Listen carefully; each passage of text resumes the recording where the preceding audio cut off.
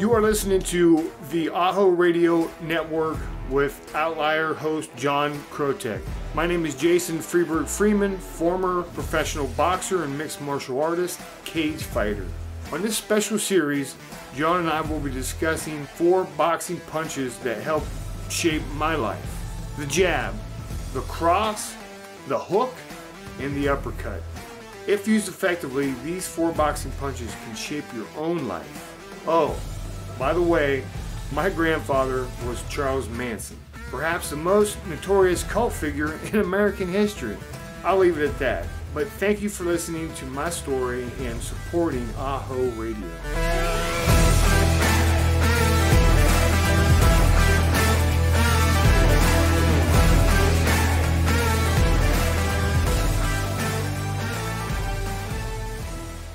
Hey, ladies and gentlemen, welcome back to the AHO Radio Network show. I'm John Krotec here with Jason Freebird Freeman. What a story. We're talking about overcoming challenges in life. Person behind me on the screen, 3 different images. If you can see this guy, that's Charles Manson. That's actually Jason's grandfather. One hell of a legacy to live with, huh? One of the most notorious cult figures in American history.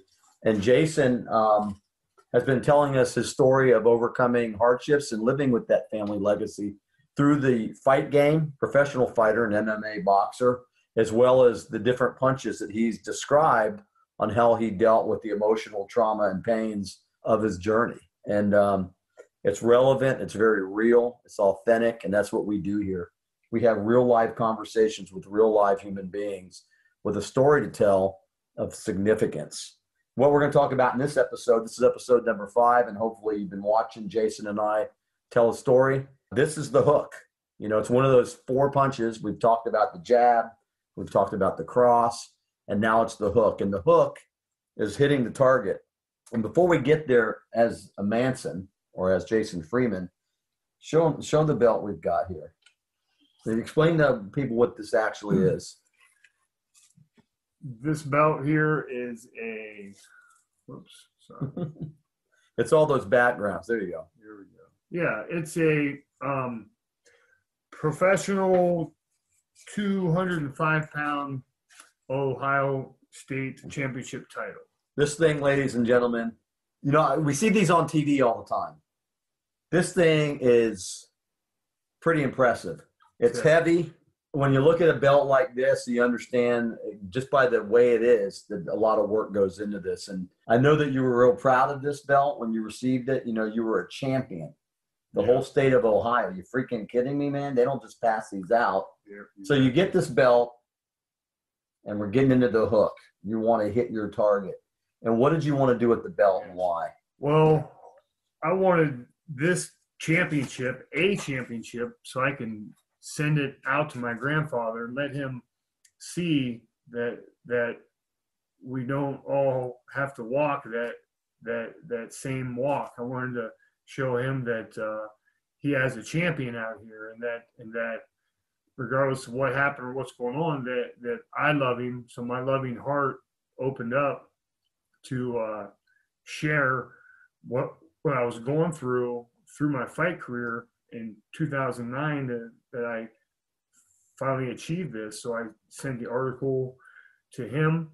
Even if he didn't write back, I just wanted to show him that this is what his grandson's doing. So did he respond? No, he didn't respond that year, but at a further date, I did find out from Star that they got the article in the letter, so he did receive it. So that was hitting your target. You had finally gone through jail time. You had gone through serious training, some personal hardships with your wife and your first child. And you're winning. You know, you're obviously a champ, and you're proud of that. And you had the help of God, which you so eloquently talked about. I keep disappearing. Sorry about that. We're just trying to get some effects here. And we both got on blue, but we ain't blue, I can tell you. I've got the brawling sheepdog right next to me.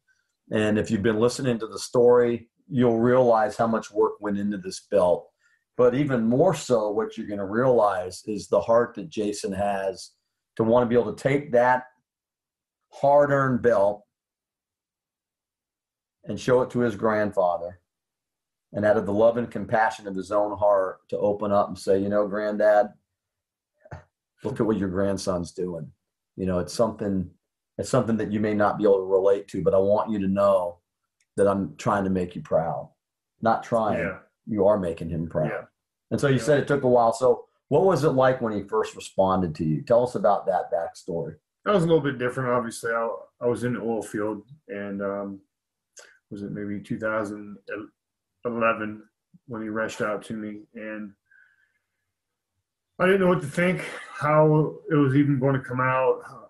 I knew how long the conversation was going to be. It was 15 minutes each conversation, and he did call back 3 times. So did you talk to him then, or he just left the messages? No, I talked to him. And how'd those go down? Were they good? As much as I can recall, there wasn't nothing bad about them. It was just adapting to understand how people who grew up in prison speak. It's a different language, and you have to be able to understand their story from the beginning and understand that there's probably 2 to 3 more within that story, but there's backstories to what he's saying. So I had to learn all this as we grew together. So you're talking to your grandfather. He's been institutionalized in the prison system for a long time, and you're doing things differently. You went into that world. You decided that you didn't want to do it. And because, you had God on your side now. It wasn't just nonsense. It was a real dedicated effort to really put all of this behind you. And the fact that you're working in the tough oil fields, tells a little bit about your grit and earning these awards. And, I would have to think that your granddad somewhere, it had to have sparked something in him good. Mm-hmm. We all make mistakes in our life. And I think that this story is one of making mistakes and overcoming them. So, what was your plan to use the hook and to hit your target? What was the target? I really wanted to prove that success can be reached, that just don't give up. Just keep getting up. That was me hitting my target, hitting that target way out there. That's your vision is what that target is, way out there. So now you got to work yourself back. You got to work your way back. How do you set them weekly goals to get to that target? And the ultimate target for me, to give my grandfather and myself enough time for us to get to know each other, for him to see the love that I have in my heart, and for me to come to understand him as a person. And me, I didn't want to get into all the court case and everything that he went through his whole life. That really doesn't interest me, because we all have a past. I wanted to know his heart, and I wanted to touch his heart with my love that I have for the world, including my grandfather, Charles Manson. Was there anything that he said to you in those conversations? It took you a while to figure out the lingo and to understand his way of communicating, but was there anything that you can think of? Obviously, you were probably still conflicted. You mentioned that, you didn't really know some of the things that were going on and you weren't interested, but what can you tell us, Jason, about anything that he might have said to you where you might have seen something that was a spark? Well, one of them was having a conversation about the Holy Spirit, about Jesus Christ, about accepting Jesus Christ in your life as your personal Savior. He could have been doing the lingo and just speaking my language for me, or it could have been for him also. But one of the best stories that I can probably ever tell is when I'm on a construction site back in Ohio, and the van full of Jehovah's Witnesses pulled up, and they were sharing with me the Word of God, and I was receiving it, and then I wanted to share with them who I was and who my grandfather was. I just wanted to see the expression and to see if I'd be pushed away or embraced or not, just for fun. And no lie, as soon as I said that, as they all looked at me, staring at me, probably thinking I was full crap, my grandfather called. And it was the best introduction to accepting Jesus Christ in your life that I've ever heard, as the van full of Jehovah's Witness listened. And I told him who I was in front of. And after his conversation, they put their windows up and drove away. You know, we said it before in an earlier episode that how God works in mysterious ways, and you know, just another testimony of that. You know, when we least expect things in our life, sometimes they're handed right to us. You know, one of the things that we talked about too, Jason, is choice and personal responsibility. And it's been said that Charles never took responsibility for some of the things that he did. And, you know, that's a choice we make. And whether that's true or not is not for any of us to decide. Mm-hmm. And I think that it's important for everybody to realize that our personal commitments and our journeys are exactly that. They're personal. And we really never really truly know what's in the hearts and minds of people. But I think that what's awesome with you is that you were very, very proud of this award, which, like we said, people don't get those every day. And that was a lot of hard work, and a lot of energy went into that for you to find some fulfillment in your life. Do you think your granddad understood that? Completely. I think my grandfather knows what it is to be a warrior, to be a fighter, and be constantly fighting his way out. Now, he understood, and he called me a stubborn warrior, stubborn donkey, many times, because he knows that he already knows that I don't give up. And this was just us by conversation. So he'd come to understand me more because he already knew himself. Yeah. You know. So let me ask you this. How do you, when you finally did make contact with your grandfather, it was over a few years period of time, mm-hmm. how did it transform you and help you to overcome your conflicts with it? And how did it transform him? Well, for me, the thing that it helped me out with was I was able to answer questions about my father, about my grandmother, and put some pieces together is what it helped me do. Now, coming to understand everything about my grandfather, it takes a lot more than what I did. But for him to know that his grandson is truly out there, and that I walk with a heart, you know, a heart of gold, big heart, I think that made that old man smile, knowing that he does have a family member out there that truly loves him for him.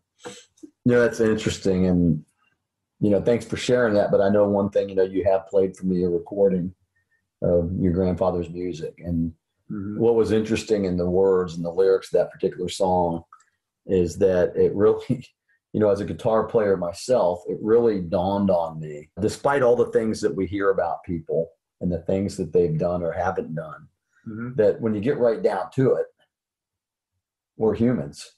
Yes. You know, and that human element is something that connects all of us. You know, there's a little bit of humanity in all of us. And again, I think that the compassion, I don't know Charles personally, but I would think that he would have to see the compassion and the desire and the fire in your own heart. And I have to agree with you. At some level, he probably was proud of the things that you had done. And the fact that you would step outside of your comfort zone and reach out to him in a way to basically, you know, to bury the hatchet, to learn the things about your family, you know, you can't take that away.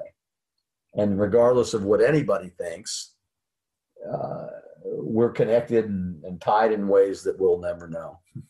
You know, we don't choose to be born. We just show up one day and, Yeah. you know, we look at our toes and people tickle our bellies, and before you know it, we're eating pea soup, and, you know, we grow up and we have to learn to deal with the things that have come from our past. And I think it's a tribute, man. I think that's a very touching part of what we've been talking about in these episodes is the humanity of it all. Yeah, because without that, there is no compassion, you know, and humanity, that's a lot of what my grandfather spoke about: Otwa, air, water, trees, and animals. And he said, Jason, if you do anything in life, he says, just work towards that. Make it to where wildlife and the trees, Mother Earth, doesn't get pushed away by what man has to offer. Yeah, and then some great point there. And, you know, and again, we get back to mistakes in life, and some of us make small mistakes. I made a ton of mistakes. We won't get in. It's not a show about me, but, you know, we've made mistakes, right? Yes. And you hit the nail on the head with the hook, you know, hit your target. Your target is being focused. And when you finally realize what you need to do in your life, reach out and be strong and overcome that. And you definitely hit your target with him, because I get the feeling that somewhere he was glad you called him. Yeah. I kept the money on the phone calls so that he can call anytime he wanted to. And I always answered. So when did your granddad pass away? 2017. So it wasn't that long ago, but, you know, I just say, hey, that's, you know, thank you for doing that. You know, thank you for sharing that part of your fight journey, because that's important. That's like one of the pinnacles of your whole career is to make that call a source of a lot of your issues. Yes. That you were able to tie it, you know, put away with those hooks. And so thanks for that. I know that's the human side of Jason and his granddad, Charles, but we're going to go to the fighter side, because the fight's not over. The cross is still in effect, as well as this hook that we're talking about, hitting your target. And we're going to learn more about the hook and the fighter side of Jason in the next episode, which is episode number 6. Yep. I'm excited. I'm very happy with what we've done so far. And I really want you guys to stay tuned and listen to the whole story walk its way out, because after this one, we've got more for you. Thank you. Thank you for listening to my Decide to Fight story. My name is Jason Freebird Freeman, the grandson of Charles Manson. I hope you join John and myself for another episode of Decide to Fight on AHO Radio, the place where we engage in real conversations without all the hype.